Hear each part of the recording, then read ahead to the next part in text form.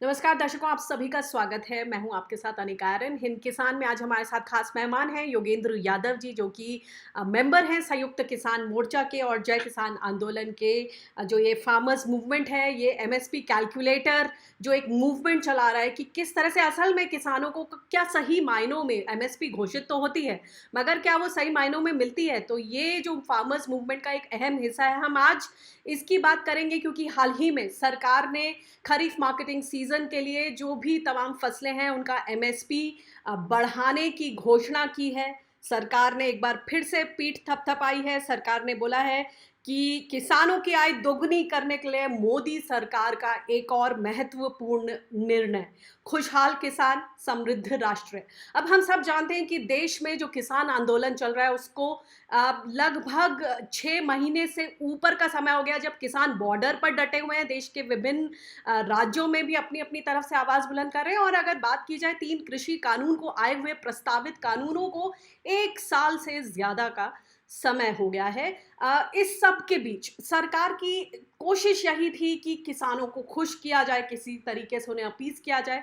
ये जो बढ़ोतरी हुई है इसको समझते हैं कि असल में ये जो एमएसपी बढ़ाई गई है ये किसानों के लिए कितना मायने रखती है। खासतौर से हम सब देख रहे हैं कि जो पेट्रोल डीजल के भाव चढ़ते जा रहे हैं और जो तमाम डीएपी के बैग की बात कीजिए या जो लागत है वो सब बढ़ती जा रही है। जी योगेंद्र जी, सबसे पहला सवाल यही कि सही मायनों में एमएसपी की जो बढ़ोतरी हुई है, जो हमारे देश में छोटे छोटे 86% हम कहते हैं छोटे सीमांत किसान हैं, उनके लिए इस बढ़ोतरी के क्या मायने हैं, असल में कितनी बढ़ोतरी हुई है?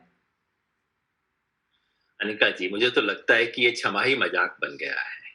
हर 6 महीने बाद सरकार ये मजाक कर देती है। ऐसे पेश किया जाता है मानो केवल मोदी सरकार आने के बाद किसान की समृद्धि के लिए घोषणा की गई है। हकीकत ये है कि पिछले 50 साल से 50 से भी ज्यादा अब तो हो गए हैं, सन 1966-67 से लेके सरकार ये घोषणा कर रही है। और शायद 1970 के करीब शुरू हो गया था कि हाँ, आपको 6 महीने में एक बार रबी फसल से पहले, एक बार खरीफ फसल से पहले। तो ये बिल्कुल सामान्य घोषणा है, जैसे केंद्र सरकार के कर्मचारियों को डीए की घोषणा होती है ना, हर 6 महीने बाद जी। अब उनको इतने प्रतिशत डीए मिलेगा। ये बिल्कुल वैसी घोषणा है। पहली बात तो कि इसमें कोई ऐतिहासिक बात नहीं है। दूसरा, जब केंद्र सरकार के कर्मचारियों को ये मिलता है कि डीए उनका बढ़ा दिया गया, तो ये कोई खैरात नहीं है। डीए इसलिए बढ़ाया जाता है क्योंकि महंगाई बढ़ती है। तो और उसको आप ये नहीं कहते कि फला कर्मचारी को 570 रुपए एक्स्ट्रा मिलेंगे, फला को 10-1000, इसके लिए 1500 रुपए हमने बढ़ा दिया। अखबार क्या कहता है? कर्मचारियों को 2.5% डीए में बढ़ोतरी। तो पहली बात मैं आपके माध्यम से दर्शकों को जो कहना चाहूंगा वो ये कि कृपया सरकार की टेबल पर ना पड़े। उनसे सीधी बात कहिए, कितने परसेंट बढ़ाया है जी आपने? और जब ये सवाल पूछेंगे तो आंकड़े ये हैं कि कई फसलों में केवल 1% बढ़ोतरी हुई है पिछले साल की तुलना में। मक्का की फसल आप ले लीजिए, आप मूंग की दाल ले लीजिए, इनमें 1% बढ़ोतरी हुई है। और कुछ फसलों में 5% तक बढ़ोतरी हुई है। जो धान है उसमें 3.5% के करीब बढ़ोतरी हुई है। सो ये जो भ्रामक आंकड़े हैं, 150 रुपया, 200 रुपया, 300 रुपया, इनका कोई मतलब जी, नहीं है। यहाँ मैं मुख्यतः ये अब टेबल मेरे सामने है। रुपए प्रति क्विंटल की बात करें तो धान में 72 रुपए प्रति क्विंटल, और जो खास जो क्लिक कर रहे हैं 300 रुपए तूर की दाल जो अरहर होती है, और उड़द की दाल में 300 रुपए प्रति क्विंटल, जो कि एक अच्छा जंप दिख रहा है। 275 रुपए मूंगफली में, 452 रुपए तिल में प्रति क्विंटल। तो अगर हम इन ये जो आंकड़े दिख रहे हैं, जो सरकार की तरफ से जो ये टेबल है, ट्वीट है, इसको देखें तो इसको कैसे डिकोड किया जाए? एक आम आदमी जो है वो कैसे किसानों के संघर्ष को समझे, जो उनकी प्रमुख मांग है एमएसपी को लेकर? इस टेबल से देखकर तो लगता है कि चीजें ठीक ही हैं। अगर परसेंटेज रिटर्न पर भी जी, देखिए तो हर एक इसीलिए में मैं कह रहा हूँ। 50%, कहीं पे 85% भी है। अगर मैं 85 की बात करूं तो यह है बाजरे पर। जी। जी, वही सरकार के यही खेल है। पहला तो हम सिंपली देखें कि जैसे आपने बताया 300 रुपया बढ़ा दिया गया अरहर की दाल में। कितना था जिस पे 300 बढ़ाया गया है? 6000 था। जी। 6000 को बढ़ा के 6300 किया गया है। जी। मतलब प्रतिशत में कितना हुआ? 5%। हुँ। 5% बढ़ोतरी हुई है ना? ये मानते हुए कि पिछले 1 साल में लागत भी शायद 5% बढ़ी होगी। लेकिन क्या लागत 5% बढ़ी है? हम देखेंगे 1 मिनट में। आपने धान का ज़िक्र किया, धान में कितना ₹72 शायद जी, बढ़ा है। जी, पहले कितना था? ₹1686, जी। उसमें ₹72 जोड़ दिया गया। कितने प्रतिशत हुआ? 3.8%, 4% से कम। हुँ, आप मक्के का देखिए, पहले था 1850 इसका 20-21 के। 1850, जी, उसको बढ़ा के 1870 कर दिया गया है, जी, ₹20 की बढ़ोतरी। जी, अब ₹1850 के ऊपर ₹20 की बढ़ोतरी का क्या मतलब है? जी, 1%। जी। ठीक है? तो पहला प्रश्न तो ये है कि हम इसको परसेंटेज में देखें, हुँ, तो किसानों को 1 साल के बाद 1 से 5% के बीच में बढ़ोतरी मिली है। जो सबसे बड़ी फसल है धान, उसमें 3.5 पौने 4% की बढ़ोतरी मिली है। जी, क्या ये बढ़ोतरी अच्छी है? क्या हमें इस पे खुश होना चाहिए? इस पे निर्भर करता है कि पिछले 1 साल में दाम कितने बढ़े हैं, लागत कितनी बढ़ी है। मैं एक छोटी बात कहता हूँ, पेट्रोल डीजल। हुँ, पेट्रोल डीजल की बात इसलिए करता हूँ क्योंकि उसके दाम सरकार के हाथ में है। बाकी चीज़ों का वो कह सकते हैं अंतर्राष्ट्रीय बाज़ार है, ये है, वो है। पेट्रोल डीजल तो सरकार के हाथ में है। बिल्कुल। और हकीकत ये है, जब मोदी जी ने सत्ता ली 2014 में, उस दिन अंतर्राष्ट्रीय बाजार में पेट्रोल के कच्चे तेल के दाम थे $105 प्रति बैरल। हुँ, हुँ। आज वही तेल, याद रखिए, जी, जिस दिन मोदी जी ने शपथ ली अंतर्राष्ट्रीय बाजार में $105 उसकी कीमत थी, आज $67 उसकी कीमत है, यानी कि उससे 2 तिहाई है। हुँ, और जिस दिन मोदी जी ने शपथ ली, उस दिन दिल्ली में डीजल ₹55 का मिल रहा था। आज कितना? ₹85 का जी, मिल रहा है। जी, हुँ। तो इसे छोड़ दीजिए, पिछले 1 साल में चलिए हम पिछले 1 साल की देख लेते हैं। पिछले 1 साल में डीजल और पेट्रोल के दाम कितने बढ़े? किसान दोनों का इस्तेमाल करता है। बिल्कुल। पेट्रोल के दाम 33% बढ़े हैं, डीजल के दाम 23% बढ़े हैं। मैं दिल्ली का आंकड़ा दे रहा हूँ, अलग-अलग राज्यों में थोड़ा-थोड़ा अलग हो सकता है। हुँ, हुँ, तो देखिए, किसान की एमएसपी बढ़ी 3, 4, 5%, डीजल के दाम बढ़े 23%। हुँ, खाद के दाम कितने बढ़े? बिजली के दाम कितने बढ़े? हुँ, मजदूरी, खैर मजदूरी तो इस बार कोलैप्स कर गई है कोविड के चलते हुए। जी, लेकिन सब तरफ तो क्या जो बाजार में जो भाव बढ़ रहे हैं उसके हिसाब से बढ़े? उत्तर है नहीं।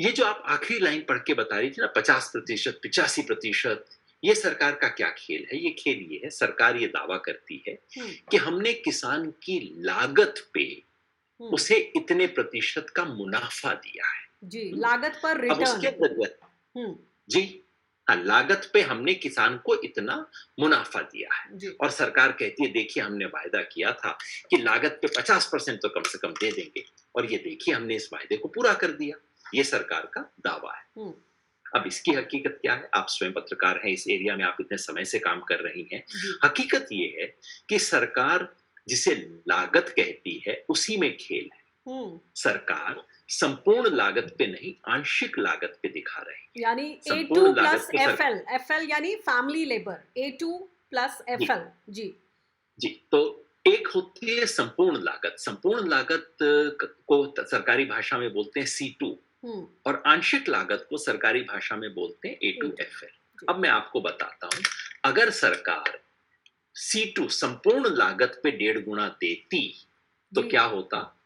अगर ऐसा करती तो धान का दाम होता ₹2590, लगभग ₹2600। सरकार ने घोषित कितना किया? 1940। हुँ, और सरकार कहती है तालियां बजाओ, हमने वो कर दिया, आपको तो दे दिया।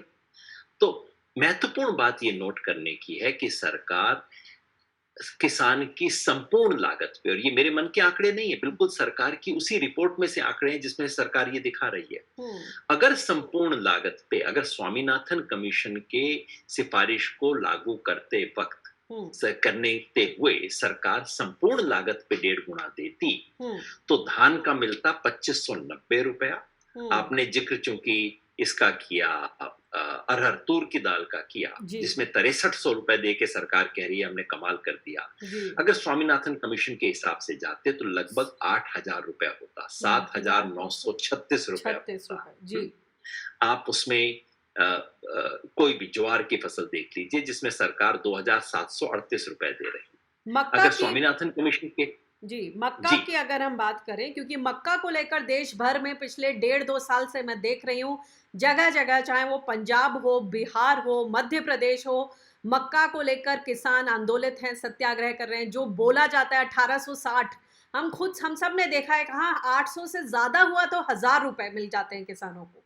बहुत ही एग्जैक्टली। जी, अभी आज की बात में तो हम अनिका जी सिर्फ इस पे की बात कर रहे हैं कि चलिए सरकार की घोषणा सही है नहीं, उस घोषणा का क्या होगा बाजार में वो तो हम अंत में देखेंगे जी, कि मतलब वो जी, तो बिल्कुल मजाक है। जी। ये घोषणा देखिए, मक्का में इन्होंने घोषणा की कि चलिए 1850 ने हमने 1870 दे दिए। हुँ, अगर स्वामीनाथन कमीशन के फॉर्मूले से करते तो तो लगभग ₹2500 होता मक्का का दाम, ₹2481 बनता मक्का का दाम। एक एक चीज के मैं बता सकता हूँ, टेबल जी, आप सामने देख रहे हैं। जी, यानी कि तो आपके मुताबिक ₹611 प्रति क्विंटल का लॉस हो रहा है, नुकसान हो रहा है किसानों को मक्का पर।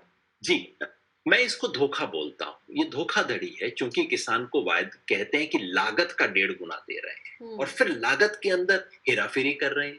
भाई अगर संपूर्ण लागत का 1.5 गुना देना है, तो किसान के साथ जैसा आप इस टेबल में स्पष्ट देख रही जी, हैं, हर फसल में धोखा हो रहा है। धान में उसे ₹650 का नुकसान है, ज्वार में लगभग ₹1000 ₹979 का नुकसान है, जी, बाजरा में कम है ₹118 का, रागी में ₹1129 का, और सब फसलों के जी। अंदर आप देख ये रही हैं टेबल आप देख कि सकते किसान हैं, को नुकसान। दर्शक हुँ, गण के लिए और हमने अगर ये आप टेबल लगाई हुई है, जहाँ वो ध्यान से जो भी बोला जा रहा है, उसके कैलकुलेशन के मुताबिक आप भाव सामने देख सकते हैं। तो मुझे योगेंद्र जी एक बात समझ नहीं आ रही है, किसान आंदोलित हैं, एमएसपी वो जो चाहते हैं कि C2 प्लस 50% ये फॉर्मूला जो स्वामीनाथन जी ने सुझाया था, इसके मुताबिक किसानों को दिया जाए। जब सरकार 2014 में बीजेपी सरकार आई थी तो उन्होंने ये बोला भी था कि हम आपको उसी के हिसाब से लागत का आकलन करके देंगे। वो फिर नहीं हो पाया, उन्होंने हलफनामा दिया, वो तमाम बातें हम सब अनगिनत बार ये बातें कर चुके हैं। लेकिन मैं ये समझना चाहती हूँ, जब देश में चरम पर है किसान आंदोलन, वार्ता नहीं हो रही, वार्ताएँ टूटी जा रही हैं, उस समय आपको लगता है कि किसी तरह का दबाव हो सकता था सरकार पर कि किसानों को खुश करते, उनकी इस माँग को मानते हुए थोड़ा-सा A2+FL से कुछ आगे बढ़ाते? इस पर एक बड़ा तर्क दिया जाता है कि महँगाई बढ़ जाएगी और किसान भी अंततः एक उपभोक्ता है, तो उसकी भी थाली जो है महँगी हो जाएगी। इसको आप किस तरह से देखते हैं? जो ये तर्क है? अनिका जी, पिछले 50 साल से यही खेल चल रहा है कि इस देश में गरीब को सस्ता खाना मिले, पूरा देश चाहता है और ये एक राष्ट्रीय उद्देश्य होना चाहिए। इसी के लिए हम नेशनल फूड सिक्योरिटी एक्ट करते हैं, तमाम चीजें होती हैं। गरीब को, मजदूर को, गरीब किसान को, खेतीहर मजदूर को, सबको सस्ता अनाज मिले, सस्ता खाना मिले, ये देश की जिम्मेवारी है और देश की लीगल जिम्मेवारी है। लेकिन इसका बोझ किसान के कंधे पे नहीं डाला जा सकता, ये सरकार का काम है। आप ये तो नहीं करते ना, आप ये कहिए कि मंदिर में, अस्पताल में, स्कूल बनाने के लिए स्टील जो है बहुत महँगा है, स्टील सस्ता होना चाहिए। लेकिन उसके लिए सरकार क्या करती है? सरकार मंदिर को अनुदान दे सकती है, लोग दे सकते हैं। आप स्कूलों को अनुदान देते हैं, अस्पताल को अनुदान देते हैं कि आप अपनी बिल्डिंग बना लीजिए। सरकार ये तो हुक्म जारी नहीं करती कि देश में स्टील के दाम कम कर दिए जाएँ, क्योंकि मंदिरों को दिक्कत होगी, क्योंकि अस्पतालों को दिक्कत होगी, क्योंकि स्कूलों को दिक्कत होगी, ये तो नहीं किया जाता ना। जी, इसी तरह से अगर सरकार चाहती है और चाहना चाहिए कि लोगों को सस्ते उस पे अनाज दिया जाए, दाल दी जाए, तो इसका मतलब ये थोड़ी कि आप बाजार भाव गिरवा दो। हुँ, आप बाजार भाव पे खरीदिए और सस्ता दीजिए। हुँ, राशन की दुकानें किस लिए खुली हैं? इसी काम के लिए तो खुली हैं। आप राशन में चावल और गेहूँ के साथ-साथ में दाल भी दो, आप तेल भी दो, लोग चाहते हैं।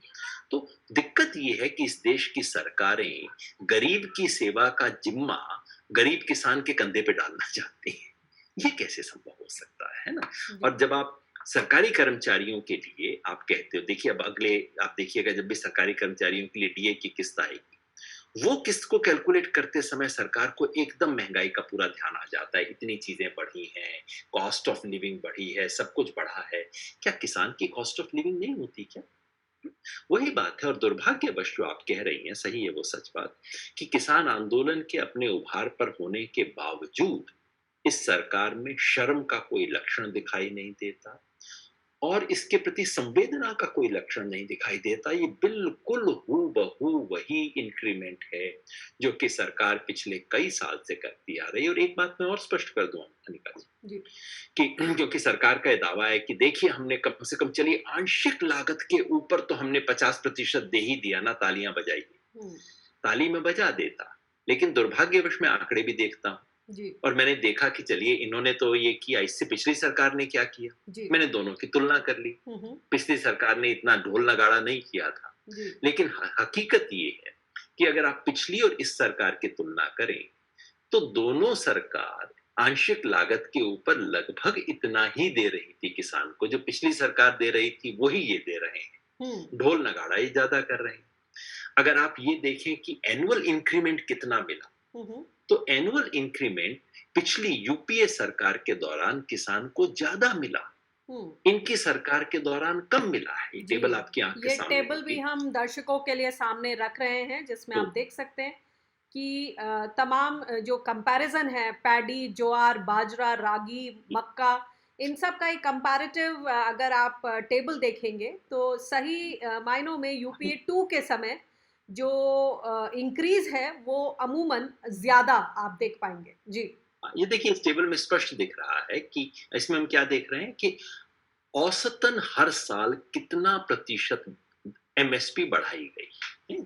अब जैसे आप धान में देख सकते हैं कि इस सरकार ने पिछले 7 साल में औसतन 5% धान के दाम बढ़ाए हैं। इस साल 4% बढ़ाए, हुँ, औसतन 5% है। हुँ, हुँ। यूपीए के दौरान 6% था, चलिए जी, लगभग बराबर है। जी, ज्वार में उनका 10 है, पिछली सरकार का 16 था, बाजरा बराबर है। लेकिन उसके अलावा लगभग, और रागी को छोड़ दें, जी, तो तमाम फसलों में आप देखिए कि इस सरकार की जो बढ़ोतरी है वो पिछली सरकार की एनुअल बढ़ोतरी से कम थी। जी। इतना गाजा बाजा, इतनी ऐतिहासिक घोषणाएं, अरे भाई इतिहास तो बाद में देख लेंगे, पिछली सरकार से अच्छा तो कर दो, बाकी जी, 70 साल का आपको मेडल बाद में हम दे देंगे, इतना तो कर लो। जी। तो ये तो बिल्कुल शुद्ध प्रचार और झूठ के ऊपर आधारित है। हुँ, हुँ। और ये सब तो तब है अनिका जी कि हम मान लें कि ये जो एमएसपी घोषित हो गई है किसान को मिल जाएगी। जी, हकीकत ये है कि वो बाजार में मिलते नहीं। आपने खुद मक्का का बताया, जी, पिछले साल मक्का का एमएसपी था 1850 रुपए, और आपने खुद देखा, बताया जी। कि किसान को 1850 छोड़िए 850 मिल रहा था, 900 हजार रुपए मिला किसान को। जी, तो इस घोषणा, और हमने जो एमएसपी लूट कैलकुलेटर शुरू किया था जी। वो यही था। उस लूट कैलकुलेटर में हम क्या कर रहे थे, हम कह रहे थे कि ठीक है सरकार ने मक्का की 1850 रुपए दाम घोषित किया है। हुँ, हम सरकारी वेबसाइट से देखते थे कि अच्छा आप देखें कि किसान को वास्तव में मंडी में दाम क्या मिला। राइट। और हर हर एक चीज में हम दिखा रहे थे कि किसान की लूट हो रही है। अगर एक फसल थी जिसमें नहीं हुआ वो सरसों थी। हुँ, सरसों इस बार कई अंतर्राष्ट्रीय कारणों की वजह से, इंपोर्ट एक्सपोर्ट की जी, वजह से सरसों इस बार एमएसपी से ऊपर बिकी। सरकार को खरीदने की कोई जरूरत नहीं पड़ी, बहुत अच्छी बात है, लेकिन सरकार का कोई श्रेय नहीं है, अंतर्राष्ट्रीय बाजार का खेल था। जी, सरसों को छोड़ के हर एक फसल में किसान को वो दाम मिला ही नहीं जो सरकार ने घोषित किया था। सरकार बार बार आंकड़े देती रही कि हमने गेहूं इतने लाख क्विंटल खरीद लिया। अब जी। आम व्यक्ति को क्या होता है, लाख क्विंटल सोच के ही हमारी आंख एकदम चौंधी आ जी, इस जाती है, बार फिर से क्योंकि वो गेहूँ को बोला जा रहा है कि रबी सीज़न के मुकाबले 12% अधिक खरीद हुई है और 46 लाख किसानों को लाभ मिला है, अगर पिछले साल की अनिका तुलना जी में। एक सवाल इसीलिए मैं अपने दर्शकों से सबसे कहूंगा कि जब इस तरह के आंकड़े फेंके जाए आपके ऊपर, एक साधारण सा सवाल बार बार पूछिए। जब आपको कहे, सरकार कहे हमने इतना गेहूं का प्रोक्योरमेंट कर, इतने लाख क्विंटल, वो लाख क्विंटल तो हम देख के हम घबरा जाते हैं। जी, उनसे पूछिए कि अच्छा देश में कुल उत्पादन कितना था गेहूं का और उसका कितना प्रतिशत आपने खरीदा है। हुँ, वो जैसे ही आप सवाल पूछेंगे इनकी ढोल की पोल खुल जाएगी एकदम। हकीकत ये है कि देश के गेहूं का जितना उत्पादन हुआ है उसका शायद 40% के करीब, मैं मेरे पास एग्जैक्ट जी, आंकड़ा नहीं है, अंदाजन उसका 40% के करीब सरकार ने एमएसपी पे खरीदा है। जिसका मतलब है कि बाकी 60% किसानों को सरकार के न्यूनतम रेट से भी 100-150 रुपए कम पे बेचना पड़ा है। हुँ, और ये तो सर्वश्रेष्ठ क्रॉप है गेहूं, गेहूँ, जिसमें जी, 40% खरीद है। हुँ, बाकी फसलों में आप आइए, आप जौ में देखिए, जौ में 5% खरीद भी नहीं हुई होगी। जी, आप चना में देखिए, चना में 10% भी खरीद नहीं हुई। और ये सब फसलें थीं जो कि सरकारी एमएसपी रेट से कम पे बिकी हैं। हुँ, किसानों को हज़ारों करोड़ रुपए की लूट हुई है। तो ये तो तब है जब अगर हम सरकारी आज तो हम बहुत सीमित बात कर रहे हैं कि सरकार ने जो एमएसपी की घोषणा की वो अच्छी है या नहीं है। जी, क्योंकि सरकार ये घोषणा करके लगभग सबको विश्वास विश्वास दिला देती है कि हमने घोषणा कर दी। जैसे आप जब आप कहते हैं सरकारी कर्मचारियों को सरकार ने 4% डीए दे दिया, उसके बाद आप पूछते नहीं कि वो डीए मिला या नहीं, आप मान लेते हैं कि वो तो मिल ही जाएगा। जी। लेकिन किसानों के बारे में इस घोषणा का और किसान को मिलने का कोई संबंध नहीं है। इंक्रीमेंट की घोषणा हो जाती है, किसान की जेब में तो पहुंचता ही नहीं है। तो ये कदम दर कदम लूट हो रही है। इतने बड़े ना तो इस सरकार की, ना ही इस सरकार का मन चेता है इसके बारे में कुछ करने की। जी। योगेंद्र जी, मेरा आखिरी सवाल कि जब ये स्थिति हो रही है, इस वक़्त देश में कृषि आंदोलन चल रहा है, अ, किसान अपनी बात रख रहे हैं, कितने किसानों की शहादत हो गई। आगे अब जो संयुक्त किसान मोर्चा का जो प्लान है, अब ये एमएसपी की को तो आपने डिकोड करके सामने रख दिया। सभी किसान समझ पा रहे हैं। मैं ये समझना चाहती हूँ जब ये कृषि आंदोलन चल रहा है, उसमें ये तमाम घोषणाएँ रोज़ ट्वीट्स आते हैं, अ, गेहूँ की रिकॉर्ड खरीद, इतना उनकी किटी में गया, किसानों को सीधे लाभ, इतना एक्सपोर्ट हुआ। जो आम जनता है, वो किसानों के जो मुद्दे हैं, उनसे कितना जुड़ पा रही है? क्या वो इस तरह के आंकड़े देखकर विचलित हो जाती है? उनको लगता है ये बेकार की बात कर रहे हैं किसान, ये क्यों सड़क पर हैं, ये किस तरह की माँग कर रहे हैं जब उन्हें सब कुछ ठीक-ठाक मिल रहा है, या फिर वो इन आंकड़ों की बाज़ीगरी को, इस खेल को समझ पा रहे हैं? क्या है आपका आकलन? जहाँ तक गैर किसानों की बात है, उन पे शायद इस बाजीगरी का ज़रूर असर होता है और प्रोपेगेंडा की यही तो वैल्यू है, इसीलिए प्रोपेगेंडा होता है, इसीलिए सरकार इतने करोड़ों रुपए इस प्रोपेगेंडा में डालती है, क्योंकि जो व्यक्ति किसान नहीं है, उस पे असर होता है। भई देखो तो इतना कुछ किया, देखिए तो रिकॉर्ड तोड़ खरीद कर दी, देखिए तो ये हुआ, देखिए तो वो हुआ, तो इस प्रोपेगेंडा का असर होता होगा। लेकिन जहाँ तक किसानों का ताल्लुक है, इस सरकार पे भरोसा उठ गया है। किसान जब सरकार कुछ बोलती है तो किसान मान के चलता है, हो ना हो इसके अंदर कुछ झूठ है। अब ये स्थिति आ गई है। और उसके चलते और दुर्भाग्यवश इसका दूसरा असर ये भी हुआ है कि किसानों का मीडिया से भी असर उठ गया है। सामान्य मेन स्ट्रीम मीडिया जो है, वो जैसे ही वो डुगडुगी बजाने लगता है, किसान टीवी ऑफ कर देता है और कहता है झूठे हैं, और एक साथ 1-2 बहुत बुरी गालियाँ भी उसके साथ में दे देता है। तो ये देश के लिए दुर्भाग्य की बात है कि सरकार के और मीडिया के दोनों की बातों पे विश्वास अब बिल्कुल उठ गया है। तो सरकार के जितने ये आंकड़े आते हैं, उस पे किसानों को तो एक पैसा भरोसा नहीं है। वो शायद इस तरह की डिकोडिंग नहीं कर पाते हैं जो मैंने आपके साथ की, जी। लेकिन वो शुरुआत ही शक करके करते हैं। हुँ, और इस वक्त किसान को सरकार की नीयत पे शक हो गया है। हुँ। हो ना हो ये सरकार किसान विरोधी है। नरेंद्र मोदी किसान विरोधी के नारे बहुत साधारण तरीके से अब सुनने में आ रहे हैं। हुँ। तो इसलिए किसानों पे इसका असर नहीं होगा। हाँ, बाकी जनता को बेवकूफ बनाने के लिए बहुत अच्छी चीज है।